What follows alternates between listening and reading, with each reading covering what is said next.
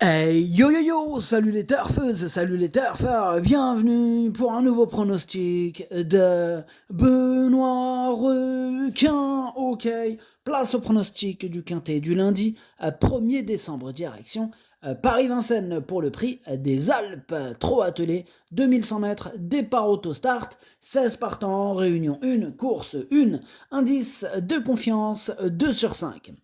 Petit retour sur le quintet de ce samedi, c'est du côté des VIP qu'on a réussi à choper un quintet dans le désordre.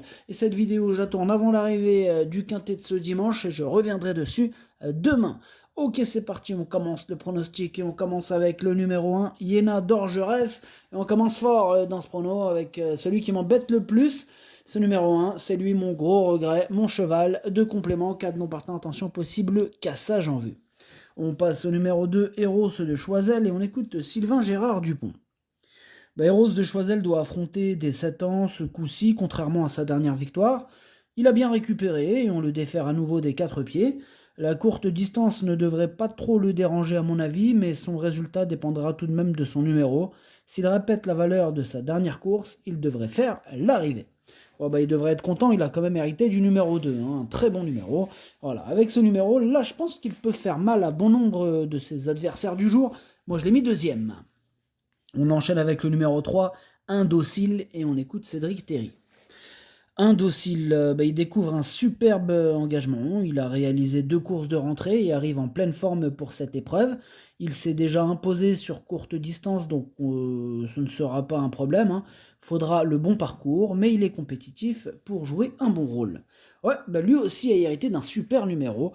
Moi, je l'ai gardé évidemment dans mon prono, je l'ai mis 5e. On enchaîne avec le numéro 4, Elite Eleven. Lui aussi a hérité d'un excellent numéro, mais par contre je l'ai pas retenu. Il est à l'arrière de ma petite liste des possibles troubles faites. On passe au numéro 5, Loupy Tolville, et on écoute Enzo Zirme. Loupy Tolville a prouvé lors de ses dernières sorties qu'il était revenu à un bon niveau. Il est devenu moins démonstratif à l'entraînement. Il sera cette fois déféré des 4 pieds pour ce bel engagement. Son numéro derrière l'autostart reste correct et il se montre très régulier. Dans ces conditions, je suis obligé d'être confiant. Ouais, je suis aussi très confiant avec ce numéro 5, effectivement, avec ce bon numéro. Il pourrait faire mal, moi je l'ai mis 6e. On enchaîne avec le numéro 6, All Black Mess, et on écoute Christophe Chalon. All Black Mess aurait préféré une distance plus longue, forcément, mais il va s'adapter et démarrer. Il faut juste doser et ne pas trop en faire en début de course. Si Paul parvient à le ranger rapidement et qu'il peut évoluer dans le groupe de tête, je m'attends à le voir à l'arrivée. Je m'attends aussi à le voir à l'arrivée puisque je l'ai gardé dans mon prono, mais en toute fin de combinaison. On passe au numéro 7, Iris Rivoise. Ce numéro 7, je ne l'ai pas retenu, mais c'est un regret, c'est mon deuxième cheval de complément en cas de non partant. On passe au numéro 8, Idéal de Rivray. Ce numéro 8, je ne l'ai pas retenu, j'en ai préféré d'autres.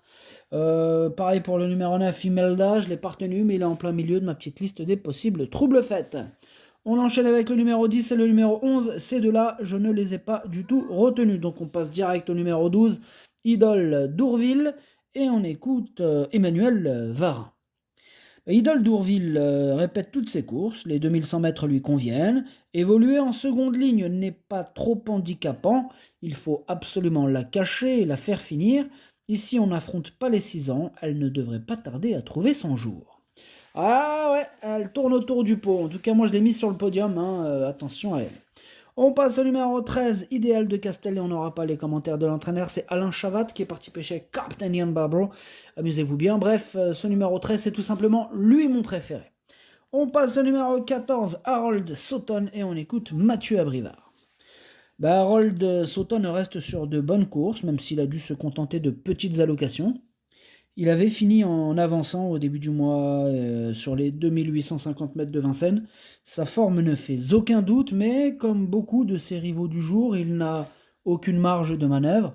Il faudra donc qu'il bénéficie d'un déroulement de course favorable pour venir accrocher une petite place. Avec un bon parcours, pourquoi pas terminer dans le quintet. Je l'ai gardé ce numéro 14 en bout de combinaison. On passe au numéro 15, l'Hermès de Guèze, et on écoute Nicolas Bazir. L'Hermès de Guèze est super actuellement, il m'a plu dernièrement sur ce parcours. Il n'a été devancé que par 3 concurrents étrangers. Lundi, il ne rencontre que des Français. Il a souvent fait des bêtises cette année lors des départs voltés, mais l'autostart l'aide à s'élancer. Il faudra négocier sa situation en seconde ligne, hein, mais il détient une très bonne chance. Ouais, moi il fait partie de mes préférés ce numéro 15, je pense qu'il peut frapper un grand coup et je l'ai donc mis quatrième. Et on termine avec le numéro 16, Illusion d'amour. Ce numéro 16, je l'ai pas retenu, mais attention, c'est quand même lui le chef et le capitaine de ma petite liste des possibles casseurs de tickets repérés. Attention. Le pronostic, ça donne 13, 2, 12, 15, 3, 5, 14, 6. Merci d'avoir suivi cette vidéo. N'hésitez pas à mettre un pouce bleu si la vidéo vous a plu. Pour accéder à tous mes tickets pour la course du Quintet, rendez-vous directement en description de la vidéo. Vous avez aussi le bouton rejoindre qui vous donne accès au pronom 8+2 ainsi que le chef et capitaine de ma liste. Et petite nouveauté, je rajoute les 2 sur 4 quand je les fais. À jouer avec modération. Bonne chance. Chopez-le-moi. Ciao.